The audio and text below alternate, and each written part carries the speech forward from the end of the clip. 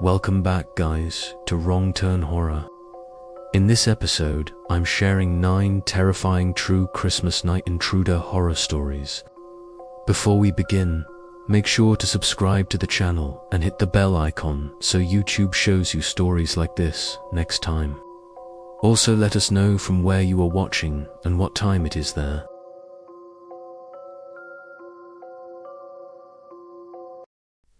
The footprints ended beneath my bedroom window, pressed deep into the fresh Christmas snow, and they didn't continue anywhere else.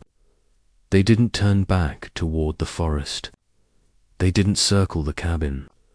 They simply stopped, as if whoever made them had ceased to exist the moment they reached the glass.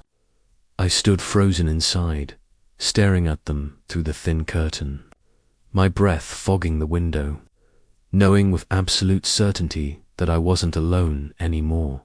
I had come to my grandfather's cabin in northern Pennsylvania to spend Christmas alone, something I never imagined I'd do until he passed away earlier that year.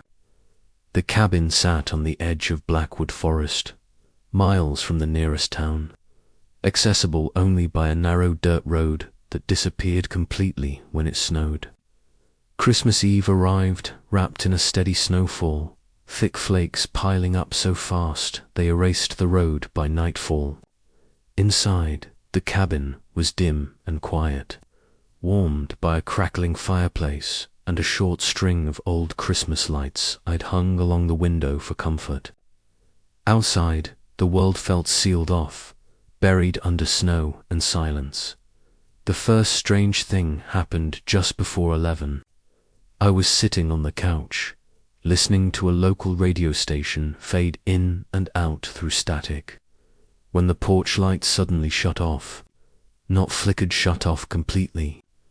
The darkness outside deepened instantly, swallowing the snowfall. I hadn't moved, and the switch was across the room. When I stood and flipped it back on, the bulb buzzed weakly before returning to its dull yellow glow.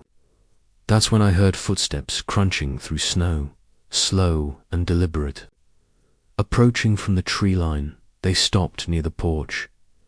I held my breath, listening as the wind carried something else toward me, heavy breathing, slow and controlled, right on the other side of the door. A moment later, a knock echoed through the cabin. It wasn't frantic or loud. It was careful, measured, like whoever stood there expected me to answer. I didn't. I couldn't. Another knock followed, harder this time, and then a voice slipped through the wood, calm and emotionless. "Merry Christmas." My phone showed no signal. The radio dissolved into static. The knocking stopped, replaced by the sound of boots moving across the porch. They circled the cabin slowly, stopping beneath each window. I crept to the kitchen window and pulled the curtain back just enough to look outside. That's when I saw the footprints for the first time. A single straight line leading from the forest directly to the porch. No hesitation, no wandering. Like the person who made them already knew exactly where I was. Something tapped lightly against the side window. Once, twice, 3 times, each tap evenly spaced. The Christmas lights flickered, dimming the room, and a deep unease settled into my chest.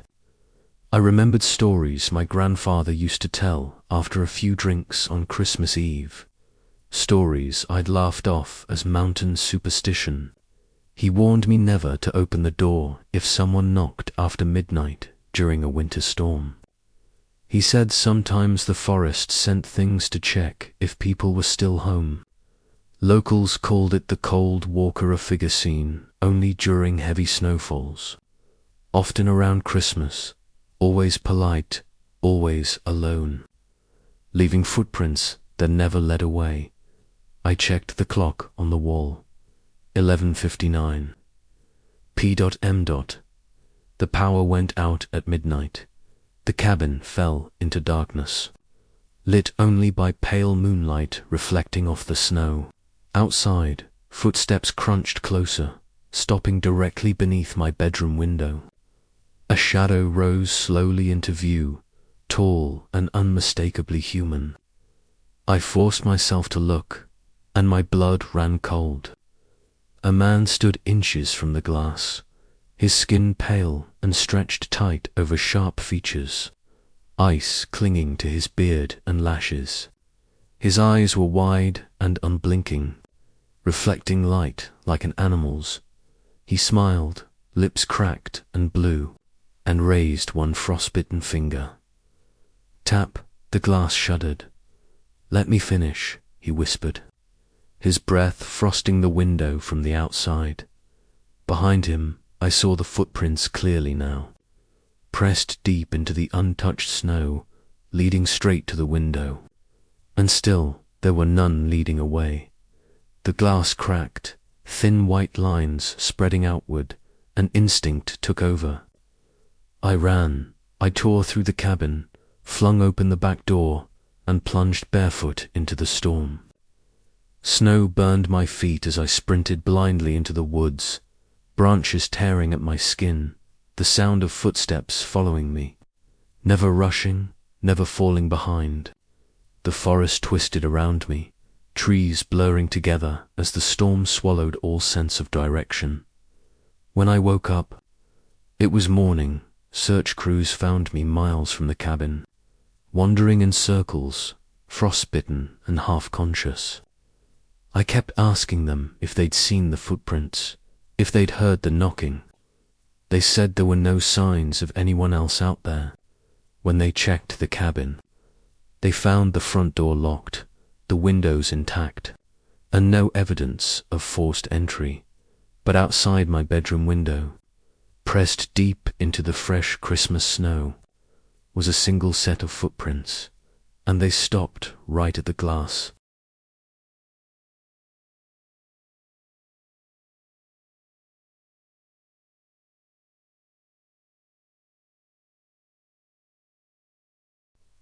The first sign that something was wrong came from the snow beneath my kitchen window, where a single set of boot prints appeared overnight, leading straight up to the glass and stopping there, as if whoever made them had stood listening in the dark.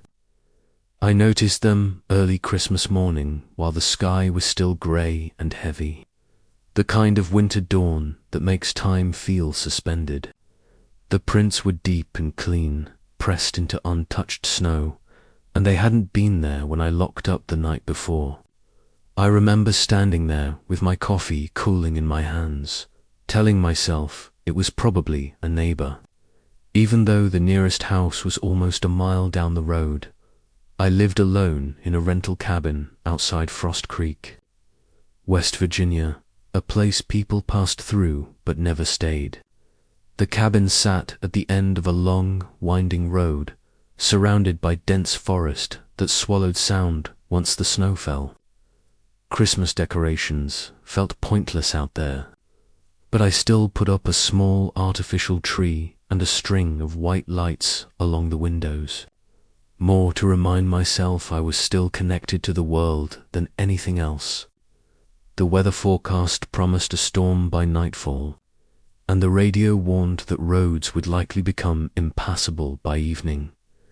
By noon, the snow was falling steadily, softening the landscape and burying the boot prints until they vanished completely. I tried to forget about them, telling myself I'd imagined their placement, that maybe they didn't stop at the window after all. But when evening came and darkness settled early, that unease crept back in, heavy and persistent.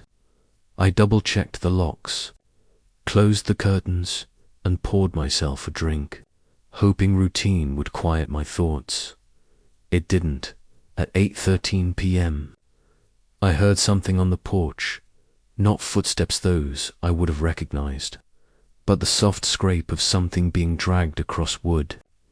I muted the television and listened, heart pounding, as the sound stopped directly outside the front door. A moment later, there was a gentle knock, polite, almost apologetic. I didn't answer. The knock came again, then a third time, each one spaced evenly apart. Like whoever was out there had all the time in the world. When I finally gathered the courage to look through the peephole, the porch was empty, but sitting directly in front of the door was a small, neatly wrapped gift. The paper was red with faded snowflake patterns, tied with twine instead of ribbon.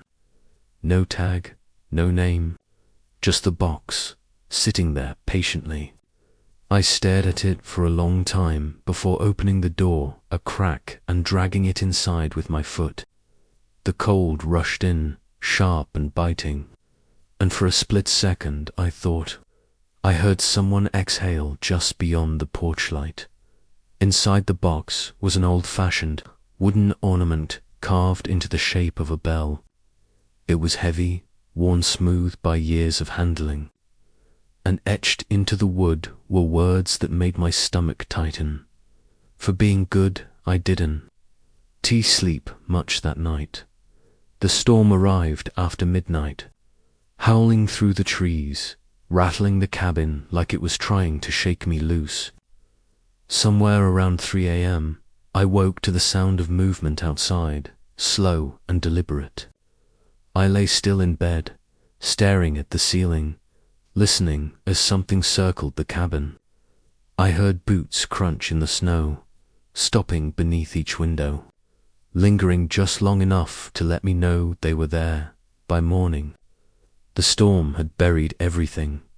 When I opened the door, there was another gift on the porch, half covered in snow.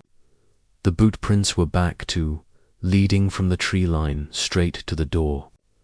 Again, they stopped there. Again, they didn't turn back. This box was larger. Inside, I found a pair of wool gloves, thick and old, the kind people used decades ago before synthetic materials became common. They smelled faintly of smoke and pine. Stuffed inside one glove was a folded piece of yellowed paper. It was a newspaper clipping, dated December 24th, 1978. The headline sent a chill through me. Local family found frozen in cabin node. Signs of struggle. The article described a family of 3 who had vanished during a Christmas storm in Frost Creek. They were found days later, seated calmly in their living room, presents unopened beneath the tree. The cause of death was listed as hypothermia, but investigators noted something strange. There were no footprints leading away from the cabin, only a single set leading to the door. That night, the power went out. The cabin sank into darkness, broken only by the glow of my Christmas lights running off a backup battery. The forest outside was silent, the storm having passed, leaving behind a thick, suffocating quiet. I sat on the couch, clutching the gloves, my mind racing. When I heard it again, the scrape on the porch, then the knock. This time, I didn't bother with the peephole. I already knew what I'd see. The knock came again, followed by a low, calm voice slipping through the door. Each word measured and deliberate. I've been very patient. The handle turned slowly. Testing the lock, I backed away, my heel bumping into the tree. The lights flickered, casting long, warped shadows across the walls. The voice continued, closer now, as if it had leaned down to speak through the crack beneath the door. You didn't open the others either. They never do. Something struck the door hard enough to rattle the frame. Snow sifted down from the roof. I ran to the bedroom and locked the door just as footsteps moved down the hall, stopping right outside. A shadow pulled beneath the door, stretching and thinning unnaturally, as if whoever stood there wasn't quite shaped right. There was a soft chuckle. So many people forget what Christmas is for. The doorknob turned. I don't remember deciding to run. I just did. I burst through the back door and into the snow, gloves forgotten, lungs burning as I sprinted toward the tree line. Behind me, I heard footsteps follow, not rushing, not struggling, keeping pace, no matter how fast I ran. The forest seemed to close in, branches clawing at my coat, the path twisting until I no longer knew which way I'd come from. I tripped and fell hard. The breath knocked from my lungs. When I looked up, someone was standing a few feet away. He was tall and thin, dressed in an old dark coat dusted with snow. His face was pale, lips cracked, eyes hollow and watchful. In his hands, he held a final gift, wrapped in the same red paper. "This one's for you," he said softly. I woke up in a hospital 2 days later. A plow driver found me unconscious near the road, just before Frost Creek. Doctors said I'd been suffering from exposure and shock. When the police checked the cabin, they found no signs of forced entry, no footprints near the back door, and no evidence anyone else had been there. But sitting beneath my Christmas tree was a single wooden ornament carved into the shape of a bell. Etched into the wood were the words, "Better luck next year."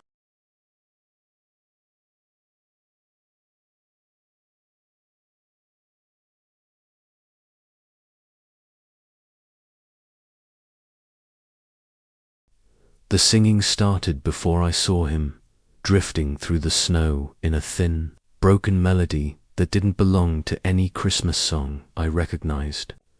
It was slow and uneven, each note dragged out just long enough to make my skin prickle, like the singer was forgetting the tune as he went. I heard it while I was locking the front door for the night, my hand frozen on the deadbolt, listening as the sound crept closer along the road. Out there, in the dark, someone was caroling alone. I lived at the edge of Pine Hollow, a dying mountain town in upstate New York, where winter arrived early and stayed late. Most houses sat empty year-round, used only during hunting season, and by Christmas, the place felt abandoned. My home stood at the very end of a narrow road that disappeared into forest, surrounded by snow-laden pines and frozen ditches. I'd grown used to the quiet. It was why I stayed. But that Christmas Eve, the silence felt stretched thin, like it was waiting to tear. The power had been flickering all evening thanks to an incoming storm. So I'd lit candles and left the Christmas tree glowing softly in the corner. Snow pressed against the windows, and wind slid down the chimney with a low, hollow moan. When the singing grew louder, clearer, I peered through the front window, half expecting to see a group of kids, or maybe one of the few remaining neighbors feeling nostalgic. Instead, the road was empty, swallowed by falling snow. The singing stopped directly in front of my house. A moment later, there was a knock. It was gentle, almost shy, like the knuckle barely touched the wood. I didn't answer. Nobody came down that road at night, especially not during a storm. After a few seconds, the singing resumed, right outside the door now, the voice wavering and off-key, bending the tune into something unfamiliar. It sounded close enough that I imagined warm breath fogging the air just beyond the door. I stepped back, heart pounding, and that's when the doorbell rang. I hadn't heard that bell in years. When I finally worked up the nerve to look outside, I saw him standing under the porch light. He was tall and thin, dressed in an old, dark coat dusted with snow, his hands clasped politely in front of him. His face was mostly hidden beneath a wide-brimmed hat pulled low, shadow swallowing his eyes. He stood perfectly still, head tilted slightly, as if listening to something I couldn't hear. He began to sing again. The words were wrong. They weren't in English, or at least not any language I recognized, and they made my stomach twist with an instinctive dread. I backed away from the door, knocking over a chair. the noise echoing loudly in the quiet house. The singing stopped immediately. "I just need to finish," the man said, his voice calm and gentle. "It's tradition." I locked the bedroom door and called the sheriff's office, but the line was dead. Outside, the wind picked up, rattling the windows, and I heard boots crunching on the porch as the man stepped closer to the door. There was another knock, firmer this time, followed by the slow scrape of something being dragged across the wood. I pressed myself against the wall, barely breathing. I remembered then what people in Pine Hollow used to whisper about winter nights, about carolers who weren't welcome, about travelers who came when roads were buried and houses were dark. Old stories tied to the founding of the town, when settlers would go door to door on Christmas Eve, singing to ward off hunger and cold. Some never stopped walking, some never stopped singing. The power went out completely just before midnight. The house fell into darkness, broken only by the pale glow of moonlight reflecting off the snow. From the hallway, I heard footsteps moving slowly, deliberately, as if someone were pacing just beyond the bedroom door. The singing returned, softer now, almost tender, leaking through the walls. "Almost done," the voice murmured. The doorknob rattled. I shoved a dresser against the door just as something hit it hard enough to shake the frame. Dust drifted down from the ceiling. The singing turned louder, harsher, notes grinding together in a way that made my head ache. I covered my ears, squeezing my eyes shut, praying for it to stop. Suddenly, everything went quiet, too quiet. I waited, counting my breaths, before creeping to the window. Outside, the porch was empty, the snow untouched.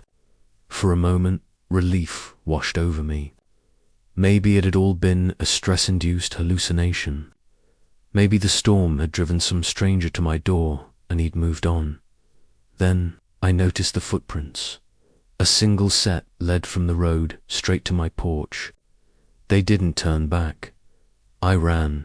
I burst through the back door and plunged into the snow, boots sinking deep, lungs burning as icy air tore through my chest. The forest swallowed me immediately, branches clawing at my coat as I stumbled blindly between trees.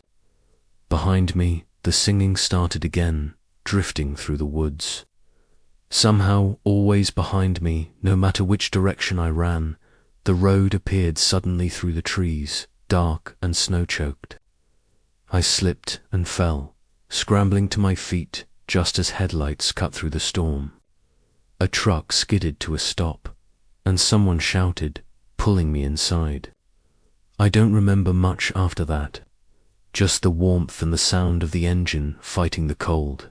They said I was lucky. The sheriff checked my house the next morning. There were no signs of forced entry. No footprints on the porch. No evidence anyone had been there. The storm had erased everything. I packed what I could and left Pine Hollow that same day. But every Christmas Eve since, no matter where I live, I hear it. A faint, broken melody drifting through the snow, growing closer, always stopping right outside my door.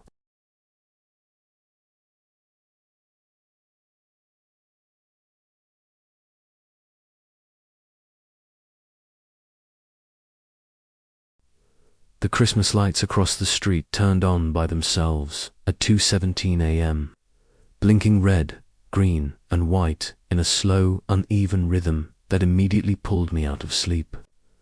I remember the exact time because I checked my phone, annoyed and disoriented, expecting to see a notification or emergency alert.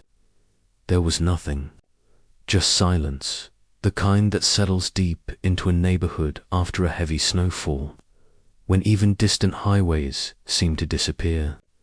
I lay there staring at the ceiling, listening to the faint hum of electricity outside, knowing something about it felt wrong. Cedar Lane was a quiet cul-de-sac tucked against the edge of a state forest in northern Michigan. The kind of place where nothing ever happened and people left doors unlocked until winter forced them shut. Most of the houses were occupied by older couples or families who traveled for the holidays, which meant Christmas week was unusually empty. My wife and I had stayed behind that year after a bad flu kept her bedridden. Snow had fallen for 2 straight days, burying the road and turning the forest at the end of the lane into a solid wall of black and white. From our bedroom window, I could see only one house, clearly the Millers, placed directly across from us. The Millers had left town on December 22nd. I knew because I helped Frank Miller load their car, joked about feeding the deer while they were gone, and watched their taillights disappear down the road. Their house had been dark ever since. No lights, no decorations, just an empty shell waiting out the winter. So when their Christmas lights blinked on, glowing against the snow, my stomach tightened. I slid out of bed and went to the window. The lights were old-fashioned bulbs, the kind that buzz softly and burn warm, strung neatly along the roof line and porch railing. They flickered out of sync, as if someone were testing them one strand at a time. No other lights were on inside the house, just the decorations, perfectly lit, perfectly deliberate. Behind me, my wife shifted in bed and murmured my name. I told her it was probably a timer malfunction, though even as I said it, I knew the Millers didn't use timers. Frank had complained about them more than once. Too unpredictable, he'd said. Lights should turn on when you flip the switch. At 2:24 a.m., the front porch light at the Miller's house came on.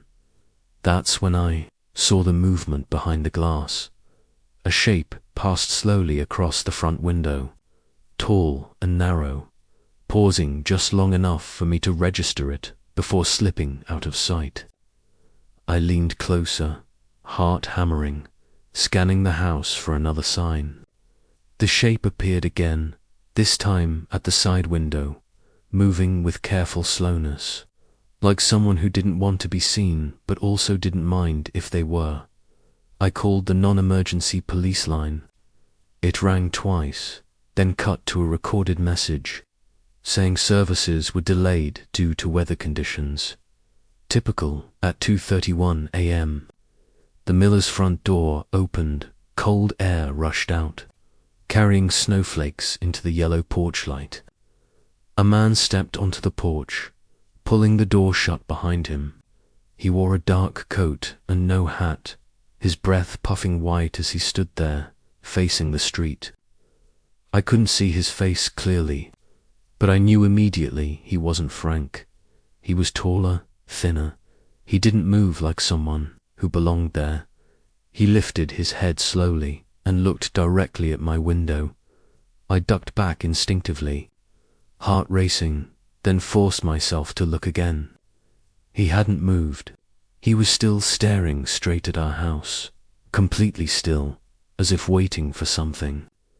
The Christmas lights around him blinked softly, casting shifting colors across his face. For a moment, one of the bulbs illuminated his features clearly enough for me to see his smile wide, tight, and entirely wrong.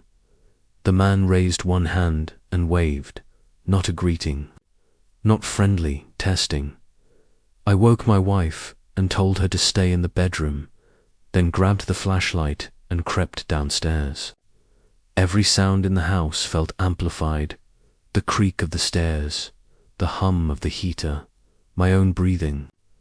When I reached the living room window, the man was gone. The porch was empty, the door closed, lights still blinking. A knock echoed through the house. It came from our front door. I froze, staring at the wood as another knock followed, slow and measured, like the person on the other side wasn't in any hurry. I didn't answer. I didn't move. I stood there, listening as the knob turned slightly, testing the lock. Then released. Footsteps moved away from the door. I exhaled, relief washing over me, until I heard the sound of snow crunching beneath boots. Circling the house, the footsteps stopped beneath the living room window. A shadow stretched across the curtain, long and warped by the porch light. The man leaned in close enough that I could hear his breathing through the glass.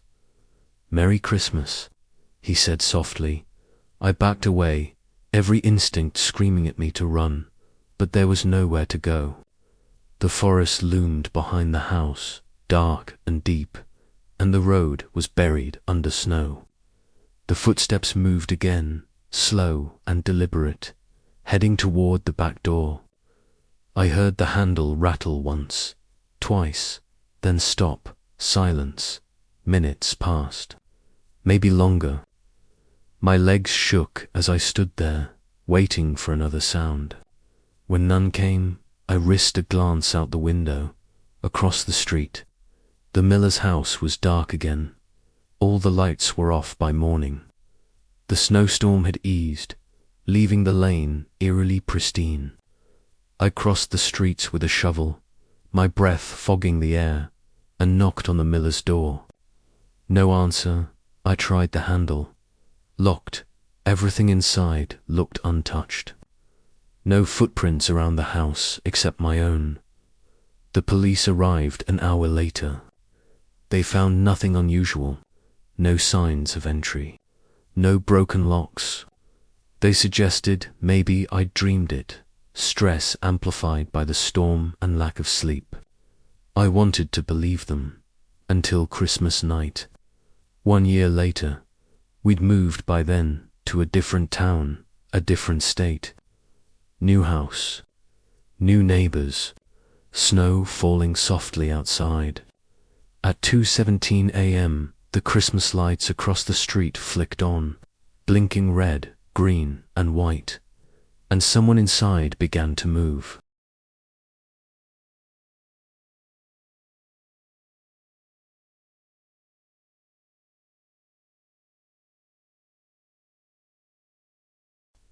The snowplow never reached our house that Christmas, and by nightfall the road behind us vanished completely, erased by drifting snow and darkness.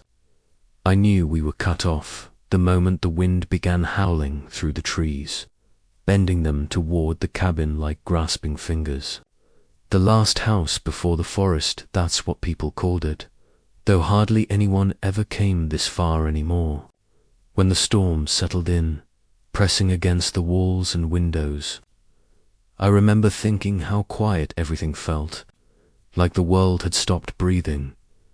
My husband Mark and I had moved there earlier that year, chasing the promise of isolation and cheap land in northern Maine. The cabin sat alone at the end of a narrow road, beyond which stretched miles of dense forest and frozen swampland. Christmas was supposed to be simple that year, just the two of us, a small tree by the window, a fire in the hearth, and nowhere else to be. We strung warm white lights along the eaves and placed a wreath on the door, laughing about how festive it felt for a place so forgotten by late afternoon on Christmas Eve. The storm arrived in earnest. Snow fell sideways, wind rattled the shutters, and the radio crackled with warnings about downed lines and closed roads. Mark joked that we'd be snowed in until spring. I laughed with him, but unease gnawed at me.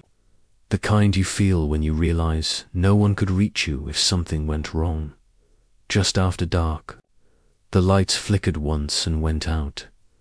We lit candles and stoked the fire, the cabin glowing softly against the storm.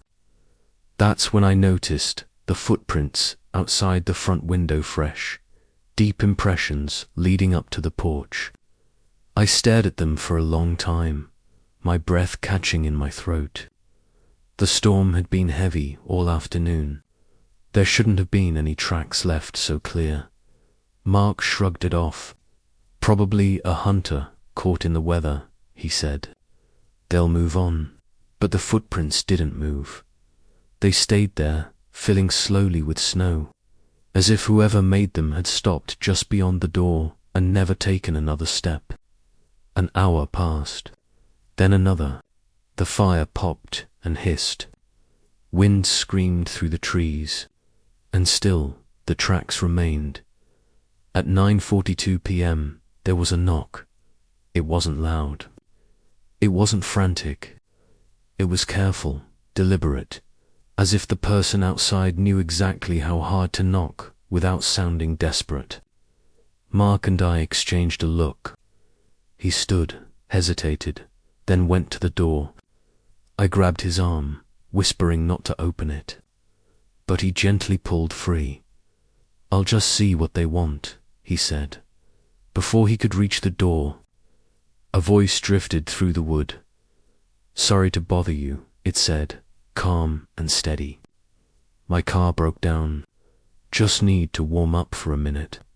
Something about the voice made my stomach tighten. It sounded practiced, too smooth. Mark hesitated, hand hovering over the lock. "What's your name?" he asked.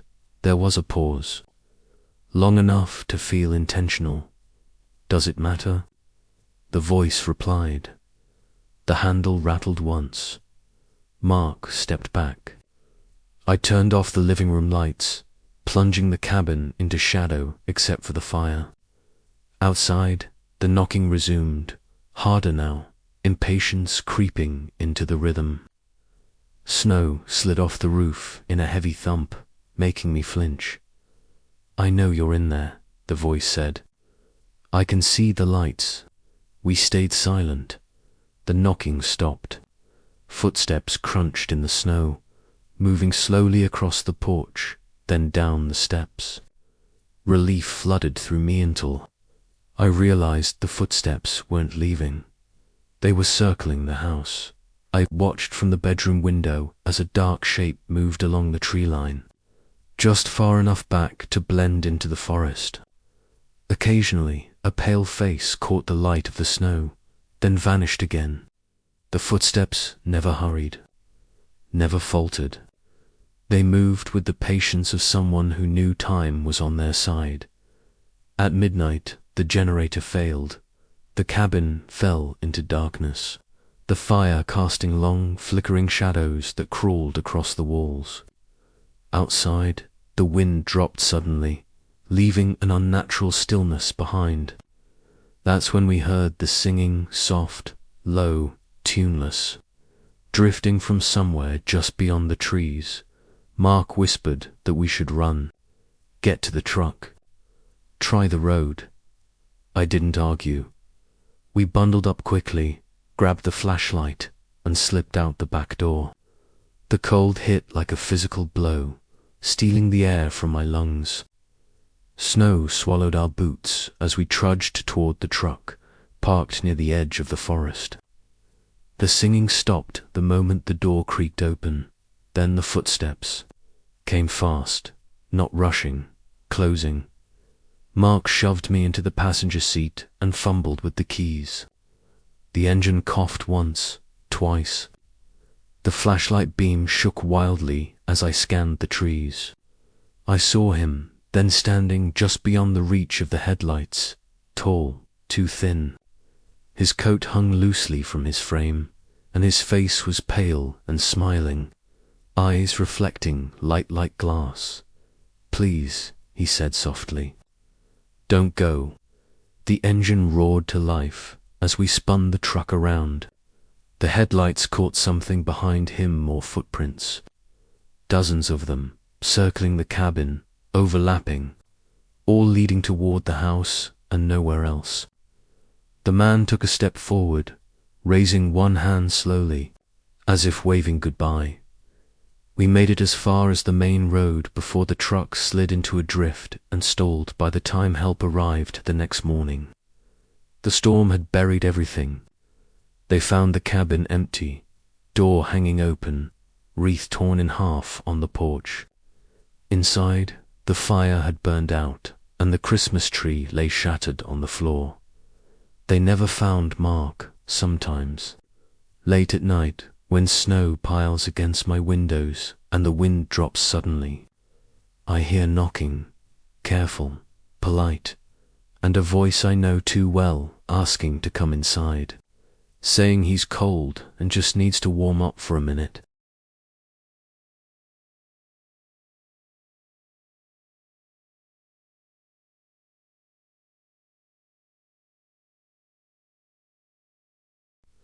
The tag on the gift was already wet when I found it, the ink bleeding slightly from melted snow. But the words were still clear enough to read. Do not open before Christmas morning. It sat centered on my front porch, perfectly aligned with the door, as if someone had measured the distance before placing it there. I remember standing frozen in the doorway, cold air biting at my face, staring at the box and trying to understand how it had gotten there. The storm had been raging since midnight. Snowdrifts reached the railings. No footprints led up to the porch. None led away. I lived alone in a small rental house outside Elk Ridge, Colorado, backed up against miles of state forest. It was my first Christmas since the divorce, and I'd volunteered for overtime just to avoid the holiday altogether. But the weather had other plans. Roads closed, shifts cancelled, and suddenly I was stranded with nothing but a small tree, a string of dim lights, and the constant hiss of wind pushing snow against the siding. By Christmas Eve morning, the world beyond my windows had vanished into white. I convinced myself the gift must have been left earlier, before the storm got bad. Maybe a neighbor, maybe a delayed delivery. Still, something about the tag bothered me. It wasn't festive. It felt like a warning. I dragged the box inside and set it beneath the tree, telling myself I'd open it in the morning and laugh about how paranoid I'd been that night. The power flickered and died. The house dropped into silence so complete it rang in my ears. I lit candles, wrapped myself in a blanket, and tried to sleep on the couch. Sometime after midnight, I woke to the sound of movement outside, slow footsteps crunching through deep snow. They stopped directly in front of the house. A soft knock followed. I held my breath. The knock came again, then a third time, patient and evenly spaced. I didn't answer. The footsteps moved, circling the house, stopping beneath each window as if whoever was outside wanted me to know they were still there. When they finally faded into the storm, I didn't sleep again until morning. Christmas dawn came grey and quiet. The storm had eased, leaving the forest heavy with snow. I stared at the gift beneath the tree for a long time before kneeling beside it. The paper was plain brown, tied with twine instead of ribbon. No name, no return address, just the tag. I untied it carefully. Inside was a smaller box, and inside that, an old cassette tape labeled in faded handwriting, "Play me first." Beneath it sat a second package wrapped in thick paper, heavier than it looked. My hands shook as I slid the tape into the old player I kept for nostalgia. The tape hissed, clicked, then a man's voice filled the room. "If you're hearing this, it means you didn't open it early," the voice said calmly. "That's good. That means you listened." My stomach twisted. "You're probably wondering who I am," the voice continued. "I used to live in your house. Spent 3 winters there. Thought I understood the rules. I didn't." The tape crackled, and I heard wind in the background, distant and hollow. "Every year it comes. Always leaves a gift. Always asks politely. If you open it early, it comes inside. If you wait, sometimes you get a choice." A thud echoed from the back of the house, loud enough to make me jump. I paused the tape, listening. Silence, hands trembling. I pressed play. I didn't wait my first year, the voice said. I was curious, excited. It knocked that night. I answered. The tape ended abruptly. I sat there, staring at the second package, heart racing. Against every instinct, I set it aside and went to check the back door. Snow piled high against it, undisturbed. No footprints. No tracks anywhere around the house. Relief washed over me. Then I heard the knock again. This time, it came from inside the house. 3 soft raps echoed from the hallway wall, followed by the faint sound of breathing. I backed into the living room, eyes darting toward every doorway. The knock repeated, closer now, and a voice whispered through the walls. Christmas morning, it said gently. You may open it now. I grabbed the second package and tore it open. Inside was a thick winter coat, old and heavy, dusted with dried snow. Sewn into the lining was a small note, yellowed with age. Put IT on, go outside, do not look back. The knocking grew louder, moving through the house, walls creaking as if something were pressing against them from the inside. The air turned bitterly cold. Frost crept across the windows. I didn't think. I shoved my arms into the coat, grabbed my boots, and fled through the front door into the snow.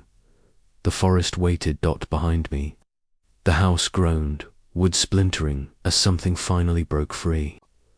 I ran until my lungs burned, following a narrow trail that seemed to appear only when I needed it. The wind howled, carrying with it a sound like laughter or singing. I don't know how long I ran. When I collapsed, it was daylight.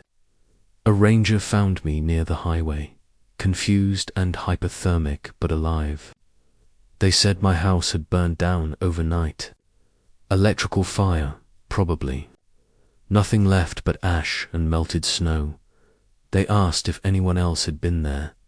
I said no, but every Christmas morning since, I find a gift on my porch, and I never, ever open it early.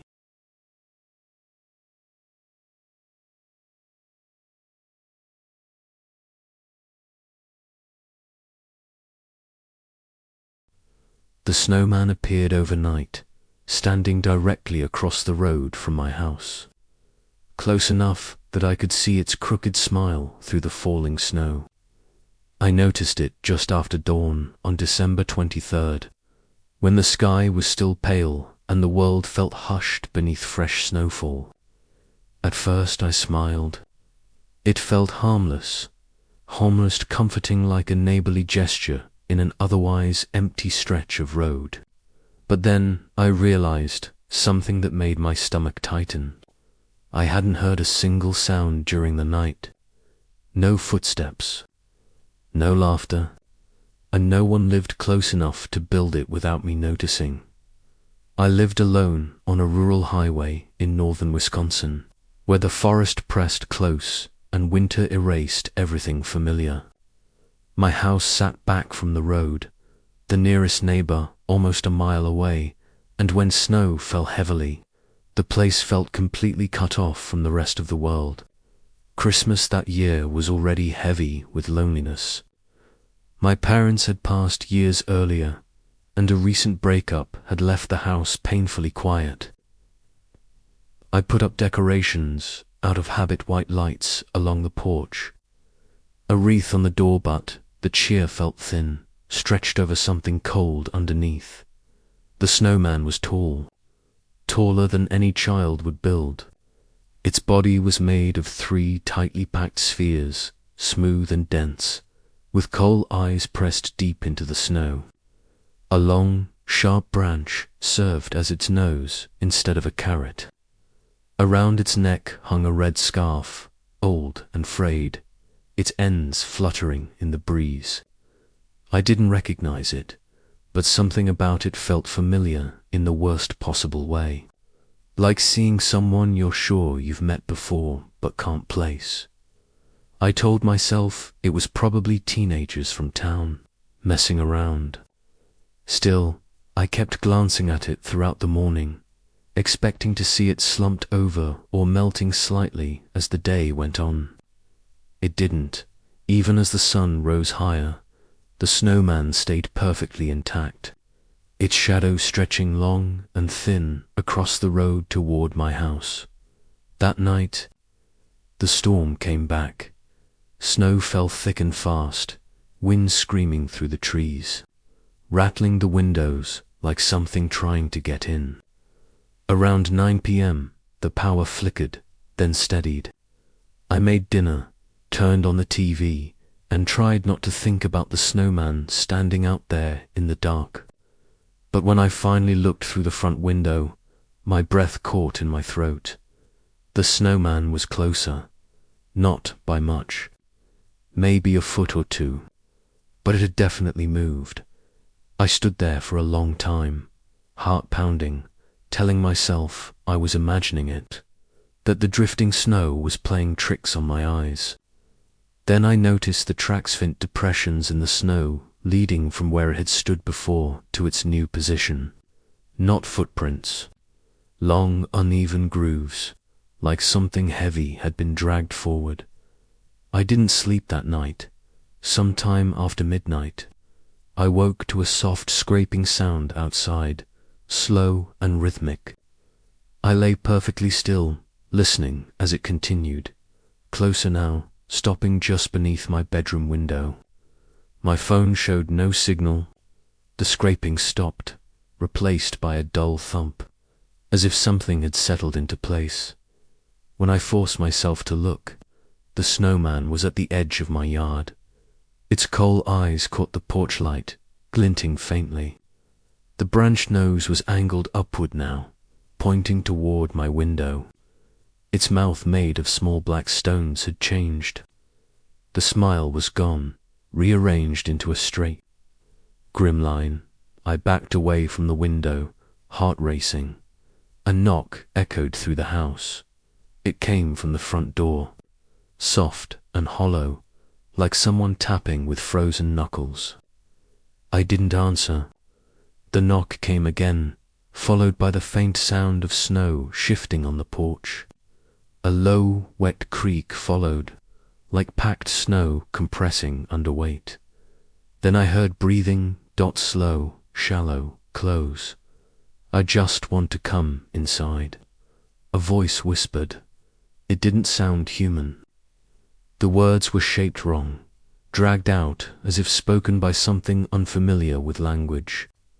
Frost began to creep along the edges of the windows, spreading in delicate white patterns.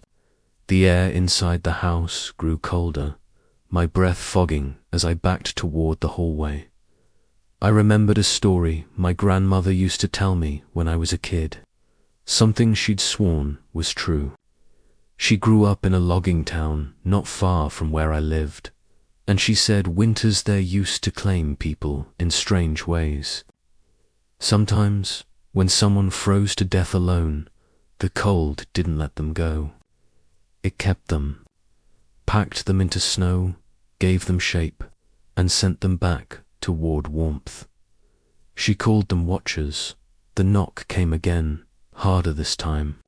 Snow sifted down from the ceiling. The doorknob rattled once, then slowly turned. I ran to the kitchen and grabbed the fireplace poker, hands shaking so badly I almost dropped it. The scraping sound resumed, louder now, moving along the side of the house. I heard something brush against the wall, then a heavy thump beneath the living room window. When I peeked around the corner, I saw the snowman's head pressed close to the glass, coal eyes staring in, unblinking. Cracks spiderwebbed across the window pane as frost spread outward from where its face touched. "Merry Christmas," it whispered. The glass shattered. I screamed and ran for the back door, slipping on the hardwood as freezing air rushed into the house. The snowman moved with horrifying speed now, its body collapsing and reforming as it surged forward, leaving a trail of slush and ice behind. I burst outside into the storm, boots sinking deep as I sprinted toward the tree line, the wind tearing at my coat. Behind me, I heard it moving, not walking, not running, but sliding, dragging itself across the snow with wet, heavy sounds. I didn't look back. I couldn't. I ran until my lungs burned and my legs gave out. When I woke up, I was in a hospital room, wrapped in blankets, IVs in my arms. A plow driver had found me collapsed near the highway just before dawn. They said I was lucky. Said exposure would have killed me if I'd been out there much longer. The police went to my house later that day. They found the front door wide open, windows shattered, and the interior coated in frost. In the yard, directly across the road, stood a half-melted snowman, slumped and collapsing in the sunlight. They chalked it up to vandalism. Kids playing a prank. But that night, from my hospital bed, I got a call from an unknown number. When I answered, all I heard was slow, familiar breathing, and the faint sound of snow scraping across the ground.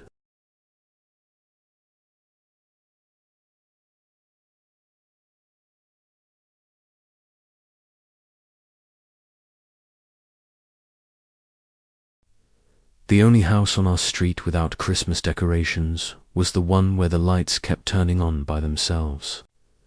I noticed it on December 21st, just after dusk, when snow fell in thick, lazy flakes, and the neighborhood settled into that muted winter quiet.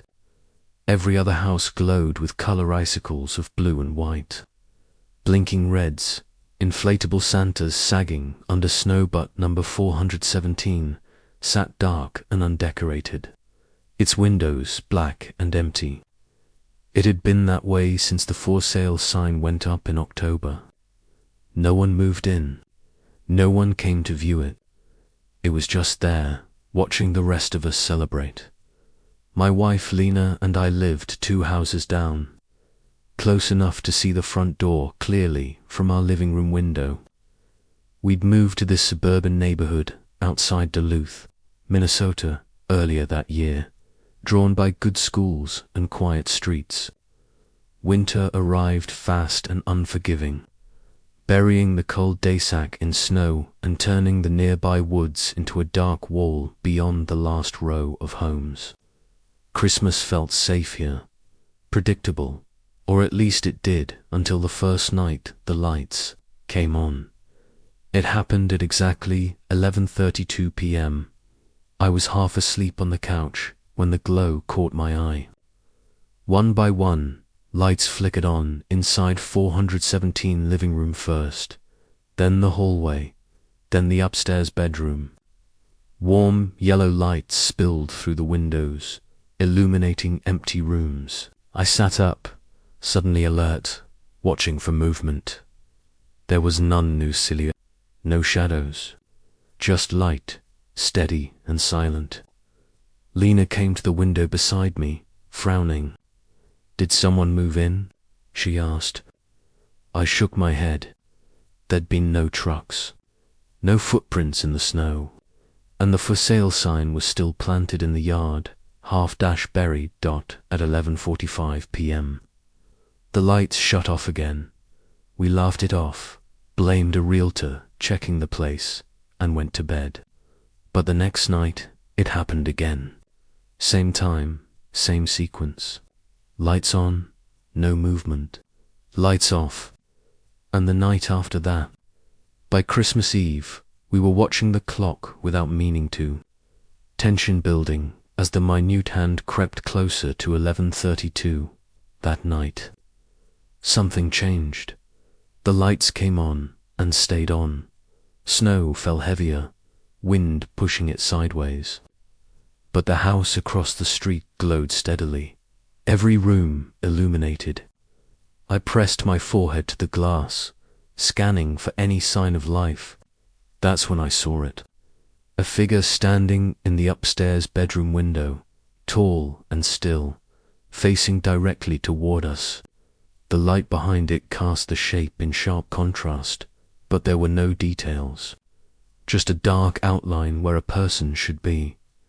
I raised my hand slowly. The figure raised its hand to Lena grabbed my arm, nails digging into my skin. "That's not funny," she whispered. My mouth felt dry. I waved again. The figure mirrored me perfectly, every movement delayed by less than a second, like a reflection that didn't quite line up. Then it leaned forward, the face pressed close to the glass. And though I still couldn't make out features, I knew with a certainty that made my stomach drop, that it was smiling. The lights shut off all at once. We didn't sleep. Around 3 a.m. The doorbell rang. I jolted upright, heart pounding, staring at the front door as the bell rang again, long and insistent. Lena whispered my name, panic creeping into her voice. I checked the camera feed on my phone, hands shaking. The porch was empty, no footprints, no movement, just falling snow. When the bell rang a third time, it came from inside the house. From the hallway, the lights flickered violently, then steadied. A low hum filled the air, like electricity running through the walls. I grabbed the fireplace poker and crept toward the hallway, every step heavy with dread. The bell rang again, closer now, followed by the sound of a door opening somewhere in the house that wasn't ours. Lena screamed. I spun around just in time to see the front door swing open by itself. Cold air blasted in, carrying snow and the distant smell of pine. Across the street, every light in 417 snapped on at once, brighter than before, illuminating the house like a stage set. And then the front door of 417 opened. The figure stepped out onto the porch, fully visible now. It was tall, unnaturally thin, dressed in dark clothes that seemed decades out of date. Its face was pale, smooth, almost unfinished, with eyes that reflected light too brightly. It stood there, staring directly at our open doorway. Then it took a step forward, and another. It crossed the street without leaving footprints, gliding over the snow as if it didn't weigh anything at all. With each step, our house grew colder. Frost bloomed across the windows. The Christmas lights on our tree flickered, then turned off. I slammed the door shut and locked it, throwing my weight against it as something heavy pressed back from the other side. The doorknob rattled violently. The bell rang again, shrill and angry now, echoing through the walls. "Wrong house," a voice said softly, slipping through the door like a draft. "This one is still occupied." The pressure eased. Silence followed. When dawn came, the storm had passed. Sunlight glinted off pristine snow. Across the street, 417 was dark again, lifeless and empty. We called the police. They searched the house thoroughly. No signs of entry. No furniture. No power connected. According to records, the electricity had been shut off months earlier. We put our house up for sale that week. On Christmas morning, before we left for good, I looked back one last time. Every house on the street was decorated and glowing except one, number 417. As we pulled away, I glanced in the rearview mirror. The lights turned on.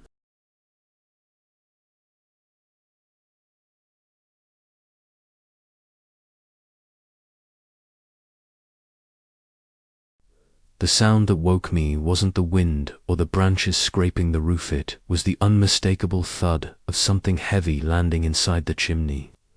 I sat up in bed instantly, heart racing. staring into the darkness as a fine sprinkle of soot drifted down through the fireplace below.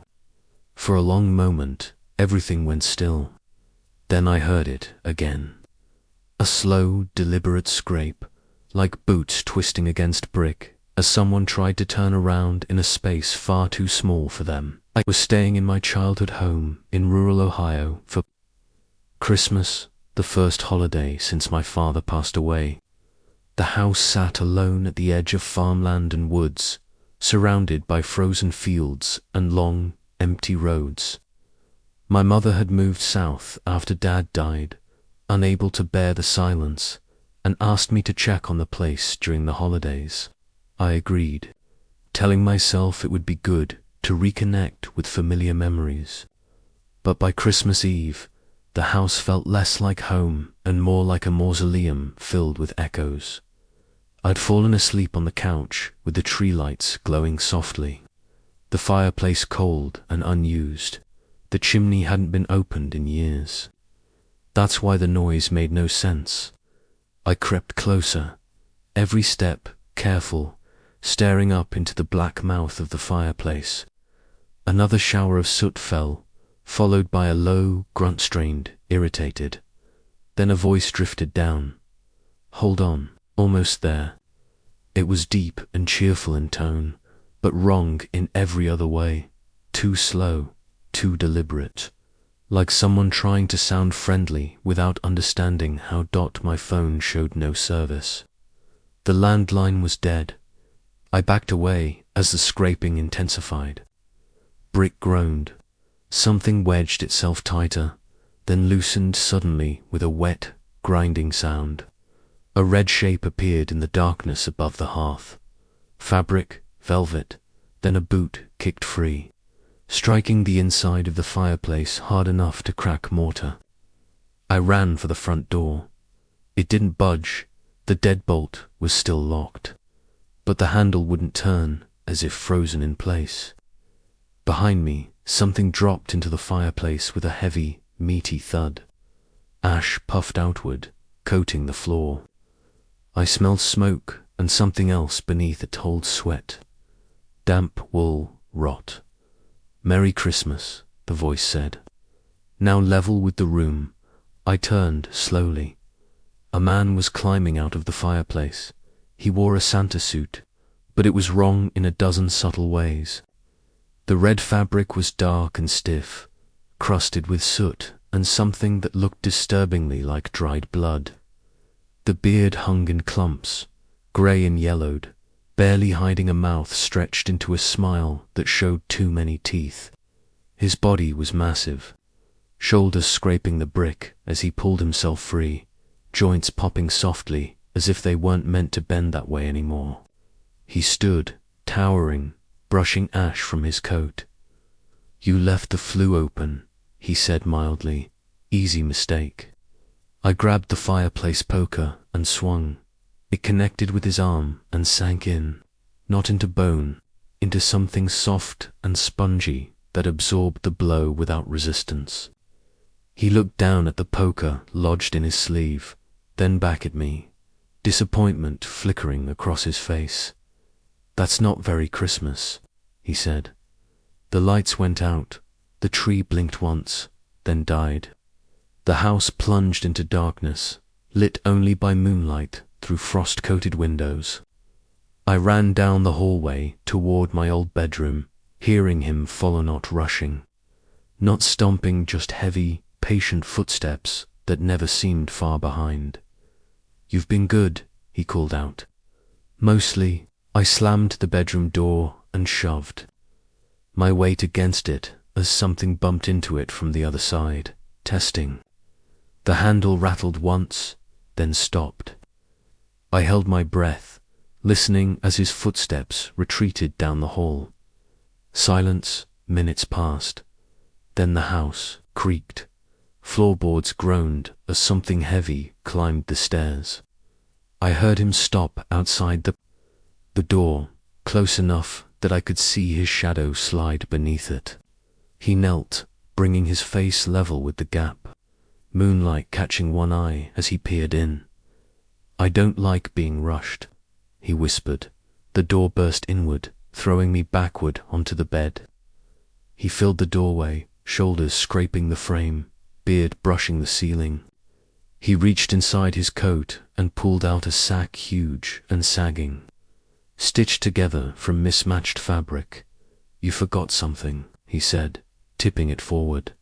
Something fell out, then another, then another. Objects clattered onto the floor wrapped. Packages, torn toys, broken ornaments, all blackened with soot. Beneath them, I saw something else. A hand, pale, human. I screamed and bolted past him, ducking under his arm as he laughed a deep, wheezing sound that shook the walls. I flew down the stairs, slipping on ash, and smashed through the back door into the snow. The cold burned my lungs as I ran barefoot across the frozen yard, fields stretching endlessly ahead. Behind me, I heard the back door creak open. "No peeking," he called cheerfully. I ran until my legs gave out. A passing truck found me hours later near the county road, delirious and half frozen. Police searched the house at dawn. They found the fireplace collapsed inward, bricks shattered from the inside. No footprints in the snow except mine. No sign of anyone else. They asked if I'd lit a fire.